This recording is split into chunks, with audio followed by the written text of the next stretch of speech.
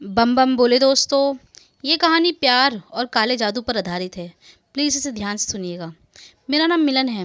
मैं कुछ समय पहले ही इस बारर जंक्शन गांव में आया था। मेरी मुंह बोली दीदी इस गांव में रहती थी। उनके परिवार में कोई नहीं था, बस एक पति थे, वो भी ख़त्म हो चुके थे, और एक छोटी बच्ची थी। जब मैं छोटा था तो मैं इस गांव का बहुत मजाक उड़ाया करता था। बारर जंक्शन गांव जैसे इस गांव के आगे कोई और गांव ही ना हो। पर जब से मैं यहाँ आया हूँ मेरा खूब मन लग गया है, क्योंकि यहाँ मेरे सपनों की राजकुमारी मुझे मिल गई है। बेहद ही खूबसूरत, इतना मासूम चेहरा, आँखों में चंचल पर मस्तीखोर, जहाँ जाती वहाँ पर खूब दिल जीत लेती। मैं उससे यूँ पहली बार मिला जब मेरी दीदी अपने साथ मुझे आम के बाग में ले जा रही थी, और वो उनके आम के पेड़ पर चोरी से आम तोड़ रही थी। दीदी को लगा कोई बाहर का गांव वाला उसके आम तोड़ रहा है। उन्होंने निशानेबाजी से पत्थर का निशाना लगाया। मैं उसी डाल के नीचे खड़ा था। वो भाग ना जाए, मैं उसे पकड़ने की तलाश में था, पर वो तो मेरी गोद में ही आकर गिर गई।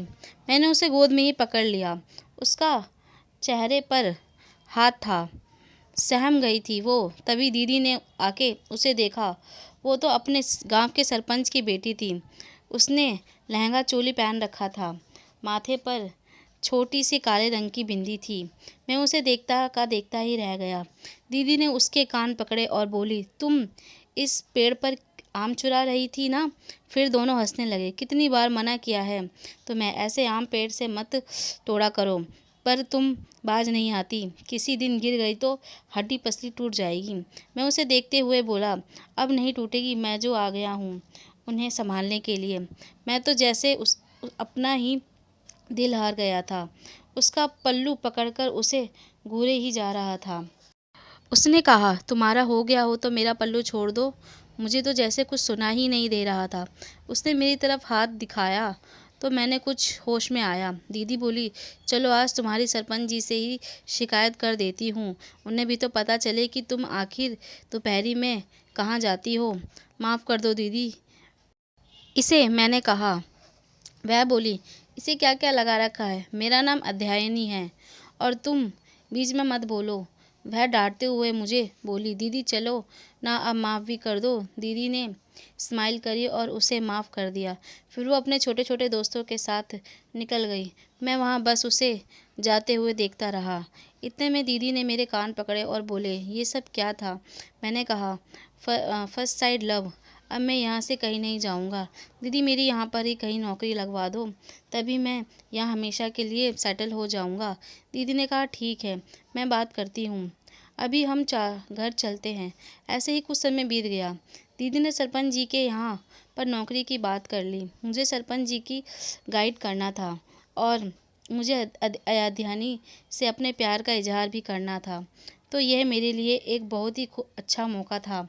मैंने तुरंत हामी भर दी, और अगले दिन से मुझे उसके यहाँ पर नौकरी के लिए जाना था। मैं पूरी रात सो नहीं पाया। अध्यायनी के बारे में सोचता रहा कि हम कल कैसे मिलेंगे, वो मुझे देखकर पहचानेगी या नहीं। सोचते ही सोचते अगली सुबह आ गई। जब मैं उनके घर गया तो वहाँ पर अध्यायनी को सब घेरे हुए खड़े हुए थे। मैंने जाकर वहाँ देखा तो उसे दौरा पड़ा था। मैंने तुरंत सरपंच जी से चाबी मांगी और उसे गोद में उठाया, गाड़ी में बिठाया, उसे डॉक्टर के पास ले जाने लगा। पर कमाल की बात थी, उस गांव में एक भी डॉक्टर नहीं था, बस एक वैद्य थे। मुझे हैरानी तो बहुत हुई, पर मैं इस वक्त अध्यायनी के बारे में सोच रहा था। उसे तुरंत वैद्य के पास लेकर चला गया। वो वैद्य काफ़ी जवान था, मेरी ही उम्र का था। मैंने अध्यायनी को वहीं लिटाया और उसे ठीक करने की सिफारिश करने लगा। उन्होंने कहा, अध्यायनी बिल्कुल ठीक है, इसे ऐसे दौरे आते ही रहते हैं, तुम घबराओ नहीं, बस अभी ठीक हो जाएगी। आप इसे जानते हो? हाँ, मैं इसका सगा चाचा हूँ। ये मेरी भतीजी है। तो फिर आप यहाँ क्यों रहते हो, वो भी ऐसी हालत में? मैंने पूछा। वह बोले, मैं एक बड़ा डॉक्टर बनना चाहता था, पर मेरे भाई को मुझे डॉक्टर बनाने से डर लगता था, इसलिए उन्होंने मुझे आयुष्मान बाबा के पास वेदों की पढ़ाई के लिए भेज दिया। अब वह बाबा जिंदा नहीं है, और मैंने उनकी जगह ले ली है। मैं अभी भी अपने भाई से नाराज़ हूँ, जिसकी वजह से मैं उनके पास नहीं रहता हूँ। डॉक्टर बनना तो बड़े ही गर्व की बात है, फिर उन्होंने ऐसा क्यों किया? तुम्हें वो बात नहीं पता? मैंने पूछा। क्या बात? कौन सी बात? आप क्या कहना चाहते हो? लगता है तुम इस गांव में नए हो, तभी तुम्हें नहीं पता 20 साल पहले क्या हुआ था। हाँ, मैं नंदिता का मुंह बोला भाई हूँ। बस कुछ ही पहले इस गांव में आया हूँ। आज पहला ही दिन था काम का। सरपंच जी के यहाँ पर सरपंच जी की रखवाली करनी थी।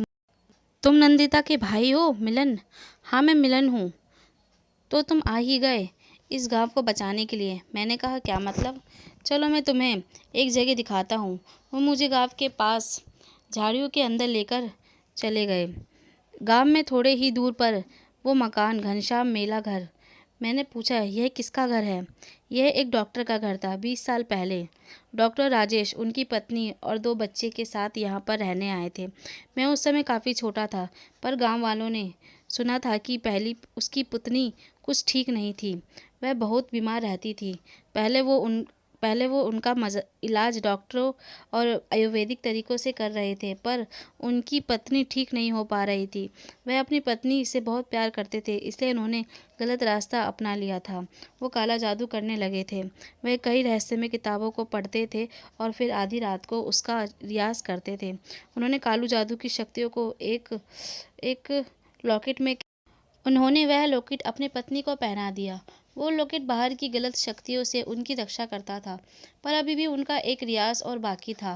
राजेश ने पूर्णमासी की रात को, जो कई सालों के बाद एक बार आती है, उस दिन उन्होंने सबसे बड़ा टोना टोकटा किया था। राजेश ने हॉस्पिटल में से एक लड़की की लाश मंगवाई और अपनी पत्नी को उस लाश के साथ जोड़ दिया और उन्हें घर के बीचों बीच बैठा दिया।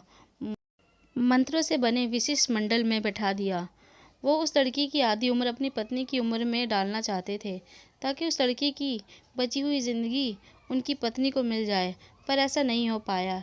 जब वह अपने कार्यों में मलिन था, तो उसकी पत्नी उस समय बहुत चिल्ला रही थी। कुछ गांव वालों को उसकी आवाज़ सुनाई दी और वह उसकी आवाज़ का पीछा करते करते उसके घर तक आ गए।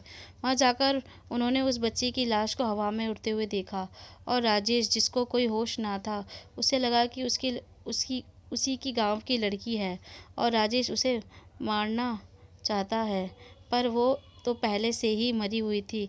गांव वालों ने गांव वालों को इकट्ठा किया और उसके घर पर पहुंच गए। उन्होंने ना आए देखा ना ताए, बस दोनों को उन्हीं के पेड़ के घर के नीचे बांध दिया और उन्हें जला दिया। जाते जाते कह गए थे कि हम अपना बदला ज़रूर लेंगे। तब से यह घर ऐसे ही पड़ा हुआ है। उस हादसे के बाद यहाँ से कोई डरावनी आवाज़ें सुनाई देती हैं। फिर गांव ने पंडित से इसका उपाय पूछा, तो उन्होंने बस यही कहा कि इस घर से दूर रहने के लिए कहा। तभी से यहाँ कोई आता जाता नहीं है। और उनके 2 बच्चे? मैंने पूछा। उनका तो कुछ भी नहीं पता चला, पर हाँ, उनके लड़के को पास के अनाथालय में डलवा दिया था। फिर बाद में सुनाई पड़ा कि वो भी वहाँ से भाग गया। अब उसका कुछ भी नहीं पता चला। उनके साथ बिल्कुल भी अच्छा नहीं हुआ, पर बुरे काम का फल तो बुरा ही होता है। हाँ, सही कहा आपने। बात करते करते रात हो गई थी और अध्यायनी को होश भी आ गया था। मैं उसे लेकर उसके घर पर आ गया और उसे वहीं पर छोड़ दिया। सरपंच जी ने गाड़ी की जिम्मेदारी मुझे ही सौंप दी थी, क्योंकि मैं एक बहुत अच्छा ड्राइवर था। सरपंच जी के यहाँ पर मेरा एक दोस्त भी बन गया था, कुलदीप। वह बहुत अच्छा था। हम दोनों काफ़ी दिनों में अच्छे दोस्त बन गए थे। वो भी बाहर से पढ़ाई करके यहाँ पर आया था। गांव की एक लड़की के साथ उसका चक्कर चलने लगा था। मैं उसे आए दिन उसकी प्रेमिका को गाड़ी से मिलाने ले जाता था। ऐसे ही कुछ दिन बीत गए। एक दिन बाहर बहुत सारे कौवा इकट्ठे हो गए। वो बहुत ही ज़ोर ज़ोर से चिल्ला रहे थे, जैसे वो किसी बुरी शक्ति का आने का संकेत दे रहे हो। इतने में गांव के पंडित जी बोले, अनर्थ, ज़रूर इस गांव पर किसी ने काला जादू किया है। तभी यहाँ कौवा इस गांव की सीमा बाउंड्री के बाहर मंडरा रहे हैं और अंदर आते ही मर जा रहे हैं। मैं वहीं पर यह सब खड़ा देख रहा था, पर मैं कुछ भी नहीं कह सकता था, क्योंकि मैं इस गांव का नहीं था। अध्यायनी मेरे दोस्त की प्रेमिका की काफ़ी अच्छी दोस्त थी, जिसकी वजह से हम दोनों रोज़ मिलने लगे थे। अब अध्यायनी भी मेरी तरफ आकर्षित होने लग गई थी। वो भी मुझे पसंद करने लगी थी, पर अभी तक हम दोनों ने अपने प्यार का इजहार नहीं किया था। उस दिन की घटना के बाद गांव के पंडित जी ने गांव वालों को इकट्ठा किया और उस अपनी एक शास्त्रीय किताब निकाली। वह अजीब सी किताब थी। उस किताब को खोला और मंत्र पढ़ने लगे। उन्होंने मंत्रों के साथ मंदिर और पूरे गांव की परिक्रमा करी और पूरे गांव को इर्द गिर्द दिए लगाने के लिए कहा। गांव वालों ने पूरे गांव की बाउंड्री पर दिए लगा दिए। 3 दिन तक इस गांव से कोई बाहर नहीं जाएगा और ना बाहर वाला अंदर आएगा। पूरी रात वो सब दिए जलने चाहिए। इस वजह से रात को गांव में से कोई ना कोई जाग कर पहरेदारी करेगा। 3 दिन तक सब ठीक रहा तो कोई खतरा नहीं था, मगर उन्हीं 3 दिनों में कोई घटना देखने या सुनने को मिलती है तो तुरंत मुझे आकर बताए। फिर उसका उपाय किया जाएगा। मैं और मंदिर को भी बंद किया जाएगा। यहाँ सब ठीक हो जाए, मेरी बस यही कामना है। पंडित जी इतना कहकर अपने कक्ष में चले गए। प्रार्थना के लिए हम सब भी अपने अपने रोज़मर्रा के काम करने लगे। मैं सरपंच के घर में ही उनका बॉडीगार्ड बन के काम करने लगा।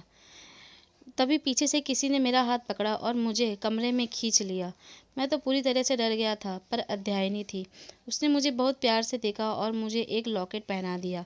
कहने लगी, ये सभी को पंडित ने दिया था पहनने के लिए। मैंने सोचा तुम्हें भी पहना दो। मैंने भी हाँ कर दी। उसने मुझे गले लगाकर वो लॉकेट पहना दिया।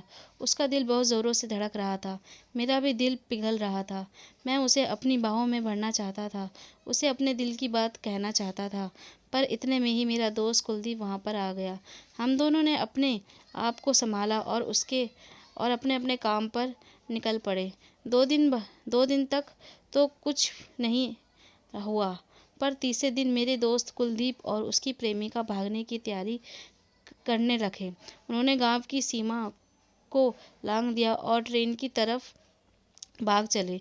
स्टेशन पर बैठे ही थे, उसकी प्रेमिका का मन मचल रहा था, क्योंकि कुलदीप ने उसी रात को ही आखिर क्यों चुना था जिस रात सब गांव वालों को सबसे ज़्यादा खतरा था। तभी कुलदीप ने उसे भरोसा दिलाया कि कुछ नहीं होगा। हमने सीमा लांघी है, वापस तो नहीं गए ना। मुझ पर भरोसा रखो, मैं तुम्हारा साथ कभी नहीं छोड़ूंगा। मैं तुम्हें बहुत प्यार करता हूँ, मुझ पर भरोसा रखो। वो अपनी प्रेमिका को भरोसा दिलाने लगा तो ट्रेन की पटरी पर ही बात कर रहा था कि तभी ट्रेन आई अचानक से उसे कुचल कर चली गई। उसकी प्रेमिका उससे बात कर रही थी। पता नहीं कब ट्रेन आई और कुलदीप को कुचल कर चली गई। वो वहीं खड़ी की खड़ी रह गई। उसके हाथ से ट्रेन की टिकट भी गिर गई थी, स्टेशन पर गिर गई। वो सदमे में आ गई, गांव की तरफ बढ़ने लगी। उसे कुछ भी होश नहीं था कि वो अपनी मौत की तरफ जा रही थी। उसने गांव की सीमा को एक बार फिर से लांघ दिया और गांव के अंदर वापस आ गई। मुझे पता था कि कुलदीप अपनी प्रेमिका को भगाने वाला था, पर यह नहीं पता था कि वो आज का ही दिन चुनेगा। उस दिन की मौत के बाद सिलसिला चालू हो गया। दोपहर के समय जब मैं अपनी दीदी के पास खाने के लिए जाने लगा तो वहां पहुंचकर मैंने देखा कि दीदी ने अपने आप को कानों में सुएं डाल रखे थे, जिससे उनकी मौत हो गई थी। मेरे सर पर बस यही एक ही बहन का साया था, उसे भी भगवान ने छीन लिया था। पता नहीं क्यों, क्या हुआ था, मेरी दीदी ने किसी का क्या बिगाड़ा था जो उनकी मौत ऐसी हुई थी। मैंने फिर सब गांव वालों को इकट्ठा किया। सबने जब यह घटना सुनी तो घबरा गए कि आखिर मौत का सिलसिला चालू हो गया। पर मैं इन सब में विश्वास नहीं रखता था, इसलिए मैंने कहा मेरे सामने कोई भी इस तरीके की बातें नहीं करेगा। सभी लोगों को दीदी के मरने का बहुत अफसोस था, क्योंकि वो तो लोगों को जीने की उम्मीद जगाती थी, तो उन्होंने मौत का रास्ता क्यों अपना लिया था। हम सब उनको शमशान घाट में ले जाने लगे। तभी एक अघोरी सामने गांव की सीमा पर खड़ा था और ज़ोर ज़ोर से हंस रहा था। बोल रहा था कि 4 लोगों की मौत और हो गई है और तुम सिर्फ एक ही को अंतिम संस्कार के लिए ले जा रहे हो। सारे गांव वाले चौंक गए। कहने लगे, ये क्या कह रहे हो? 4 नहीं, अभी एक ही की मौत हुई है और इसमें अपने आप को खुद ही मारा है, किसी ने इसकी जान नहीं ली है। वो घोरी बोला, अरे मूर्ख, तुम्हें अभी तक नहीं पता चला गांव गांव पर काला जादू हो चुका है और एक नहीं 4 लोग मारे जा चुके हैं और पता नहीं कितनों की लाशें बिछेंगी। शमशान में लकड़ियां कम पड़ जाएंगी पर मौतों का सिलसिला नहीं रुकेगा। वह अघोरी अपनी आंखों की पुतलियां बदल रहा था, कभी सफ़ेद तो कभी काली कर रहा था। पर गांव वालों ने उसे पागल समझा और उसे गांव से दूर रहने के लिए कह दिया। मैं अपनी दीदी को अंतिम संस्कार कर रहा था, तभी मुझे याद आया कि दीदी के दाएं कान में दर्द रहता था। पर दीदी ने बाएं कान में क्यों सुआ डाला जबकि उन्हें दाएं कान में दर्द रहता था। पहले मैंने अपने दीदी का अंतिम संस्कार किया, फिर पंडित जी के यहाँ गया। अब मुझे इसकी तह तक पहुँचना था क्योंकि आखिर मेरी दीदी ने ऐसा क्यों किया था। वो अपनी ज़िंदगी से बहुत खुश थी, फिर दीदी ने खुदकुशी क्यों की। पंडित के पास मैं आया अध्यानी के चाचा को लेकर गया था क्योंकि वो ही पूरे गांव में सबसे ज़्यादा पढ़े लिखे थे और समझदार थे। पंडित जी को जब मैंने बातें बता दी तो दीदी खुदकुशी नहीं कर सकती बल्कि उन्हें मारा गया है। पंडित जी चौंक गए और बोले, ये क्या बोल रहे हो। मैंने अपनी दीदी की सारी बातें उनके आगे रख दी। पंडित जी को बहुत घबरा गए और अपनी मंत्रों की किताब निकाली और हमें सब गांव वालों को सरपंच के यहाँ पर इकट्ठा होने के लिए कहा। मैंने कहा ठीक है। तभी मेरे पास किसी का फ़ोन आया। गांव में से कोई ही था। उसने बताया कि अध्यायनी कहीं जा रही थी। मैं पेड़ पर लटका हुआ हूँ। मैंने बहुत आवाज़ लगाई पर उसने कुछ भी नहीं बोला, बस अपनी धुन में आगे ही बढ़ती जा रही थी। उसे कुछ हो गया है, तुम जाकर देखो। मैं भागते हुए गाड़ी में बैठा और फिर जिस जगह पे मुझे फ़ोन आया था मैं वहाँ पहुँच गया। जाते ही देखा कि अध्यायनी एक कुएं में छलांग लगा रही थी और लगा ही चुकी थी। मैंने उसके चाचा के साथ उसे उस कुएं से बाहर निकाला और उसे सरपंच के घर पर लेकर चला गया। वह बहुत ही अजीब सा व्यवहार कर रही थी। उसकी आवाज़ 2 आवाज़ों में बदल गई थी, जैसे उस पर किसी आत्मा का साया हो। वो अपने आप को मारने की कोशिश कर रही थी। मैंने उसे बहुत मुश्किल से संभाला। उसके चाचा ने उसे बेहोशी का इंजेक्शन दिया। उसकी आंखें लाल हो चुकी थी। मुझे उसे ऐसी हालत में देखा नहीं जा रहा था, इसलिए मैंने गांव के सामने सच का पता लगाकर रहूँगा ये कहा, क्योंकि गांव वाले अध्यायनी को ऐसी हालत में देखकर घबरा गए थे। वह अध्यायनी को तुरंत मारने की बातें करने लगे, पर मेरे बहुत मनाने पर उन्होंने मुझे आज की रात का समय दिया। मैंने उनसे वादा किया कि मैं सच का पता लगाकर रहूँगा। मैंने गाड़ी निकाली और गोरखनाथ बाबा को ढूंढने निकल पड़ा। वह गोरखनाथ जिसने हमें चेतावनी दी थी। पर पहले मैंने पूरे गांव में पता किया कि सब लोग गांव में ही हैं ना, क्योंकि कुलदीप और उसकी प्रेमिका घर पर नहीं थे और उनके माता पिता ने भी गांव वालों को पता नहीं चलने दिया था कि उन्होंने लगा कि उनकी बेटी उनका मुंह काला करके कहीं भाग गई है। पर जब हमने सबके घर पर जाकर पहुंचकर पता किया तो वह वहां घर पर नहीं थी जहां पर उनकी प्रेमिका लापता थी। मैंने और गांव वालों ने उसे ढूंढा तो वह तो मधुमक्खियों के जाल में लिपटी हुई थी। वह मर चुकी थी। दूसरी लाश भी हमें मिल चुकी थी। हमने थोड़ा और दूर जाकर देखा तो उसका एक बैग मिला था जिसमें एक्स्ट्रा ट्रेन की टिकट थी। हमने ट्रेन की डिपार्टमेंट से तुरंत फ़ोन लगाया और पता किया कि 12 जंक्शन गांव के पास ट्रेन की पटरी पर एक लाश मिली है क्या। वह तभी हॉस्पिटल वालों ने कहा, आप आकर देख लीजिए, हमें वहाँ पर एक लाश मिली थी। गांव वालों ने सीमा लांघ नहीं सकते थे, पर मैं इस गांव का नहीं था, इसलिए मुझ पर कोई रोक नहीं थी। मैंने अस्पताल में जाकर देखा तो कुलदीप की लाश थी। यह तीसरी लाश थी जो हमें मिल गई थी। अब बस एक और का पता लगाना था। जहाँ पर कुलदीप की प्रेमिका की लाश मिली थी वहाँ पर ही एक और सबूत मिला था।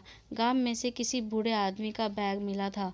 थोड़ी दूर पर जाकर झील में उसकी साइकिल और पेड़ पर उसकी लाश लटकी हुई थी रस्सी से।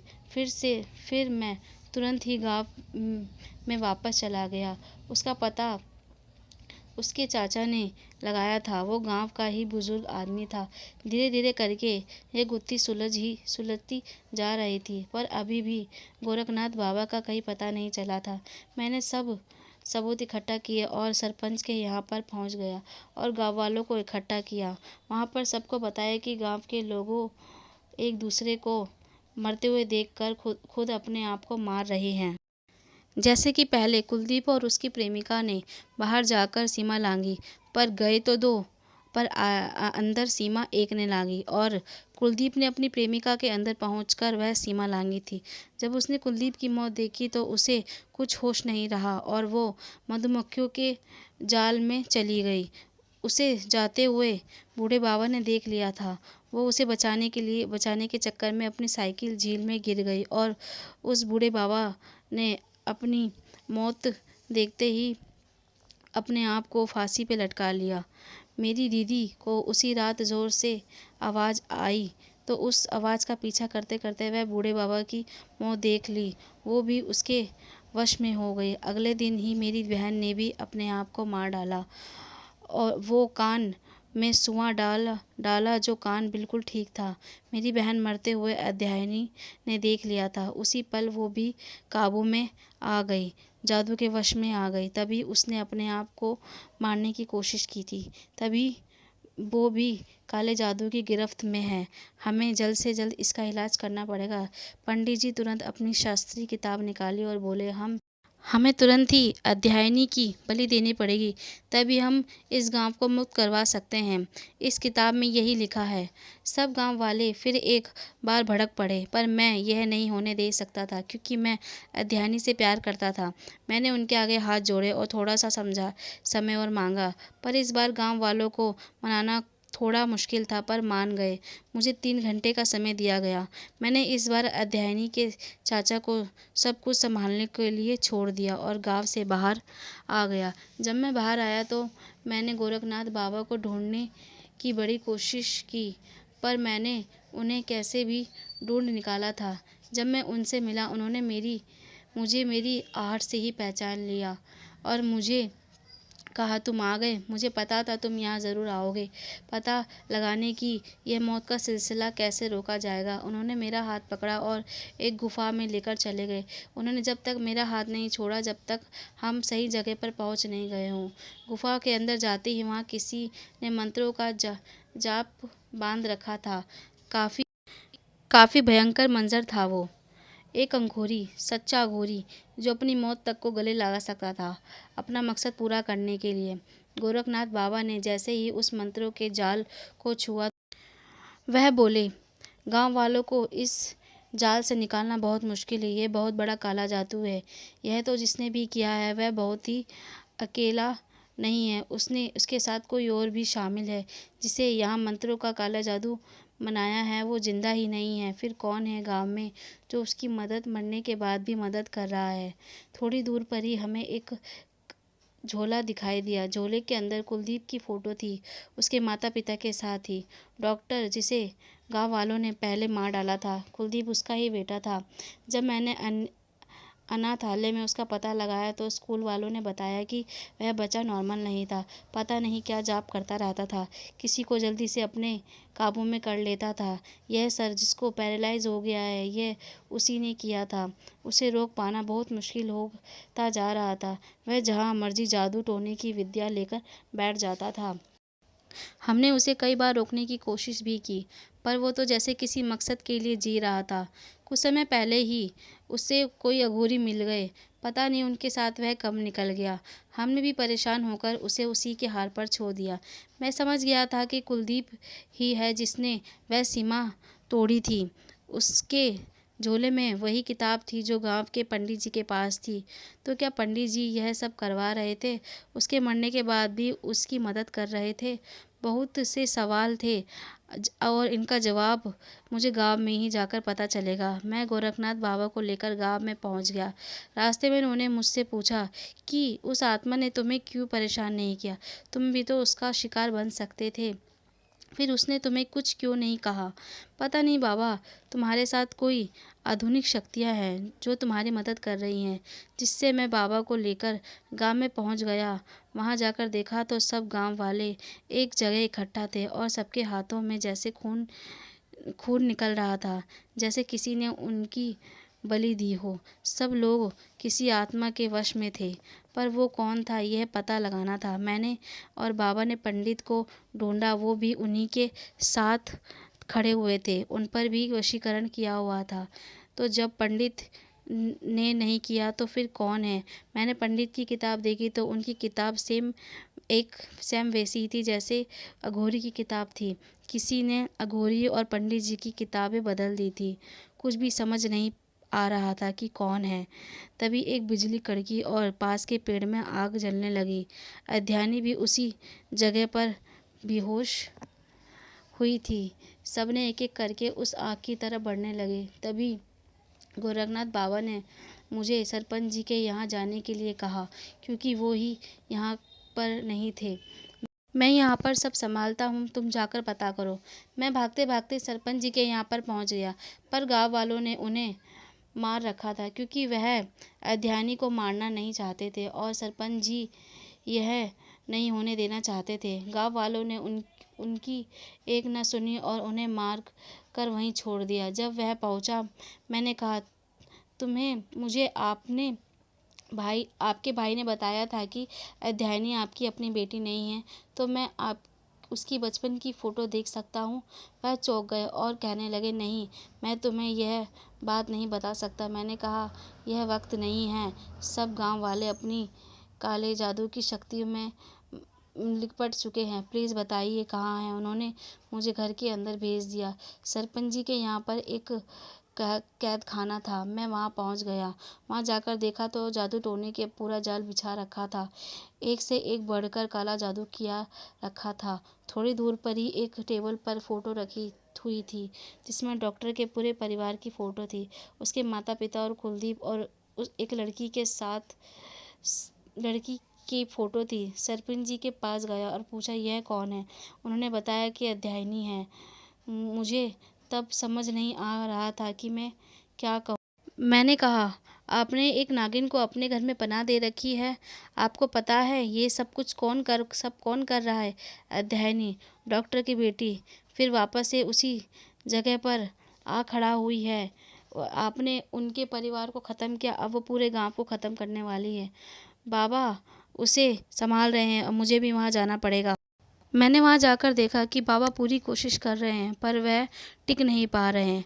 अध्यायनी को गांव वालों ने एक बक्से में बंद करके रखा था, पर जब मैं वहाँ पहुँचा तो बाबा और उसका आमना सामना हो रहा था। अध्यायनी हवा में उड़ रही थी और उसके भाई की आत्मा दोनों एक शरीर में थे। दोनों की ताकत बाबा को संभाल नहीं पा रहे थे। उन्होंने बाबा की कहीं दूर जाकर फेंक दिया। उधर एक एक करके गांव वाले अपने शरीर की आहुति उस आग में दे रहे थे। मैं वहीं पर अध्यायनी के सामने हाथ जोड़कर खड़ा हो गया और बोला कि इन्होंने तुम्हारा क्या बिगाड़ा है? तुम्हारे माता पिता के साथ जो हुआ अनजाने में हुआ, पर तुम इनके साथ जानबूझकर कर रही हो। क्या यह सब कुछ ठीक है? अध्यायनी, मुझे नहीं पता। जब यह सब ठीक है तो तुम सब ठीक कर सकती हो, फिर क्यों ये सब कुछ कर रही हो? तुम इन सबको मत मारो। अध्यायनी बोली, जब इन्होंने मेरे माता पिता को मारा, तब वो सब ठीक था, तो अब ये भी ठीक है। तो इन सब पछड़ों में मत पड़ो और जाओ यहाँ से। मुझे मेरा काम करने दो। यह सब मेरे ही अपने हैं और तुम भी तो मेरी अपनी हो। फिर तुम कब से ऐसे बन गई? तुम तो मुझसे प्यार करती थी, तो अब क्या हो गया? नहीं, मैं तुमसे प्यार नहीं करती। हाँ, तुम मुझसे प्यार करती हो। उसके भाई ने उसके शरीर में से मुझ पर हमला किया, पर उसका कोई भी असर मुझ पर नहीं हुआ। उस लॉकेट पर हुआ था जो अध्यायनी ने मुझे पहनाया। दरअसल वो लॉकेट वही था जो उसके पिता ने उसकी माँ के लिए तैयार किया था। वो अध्यायनी के साथ था जो उसने मुझे पहना दिया था।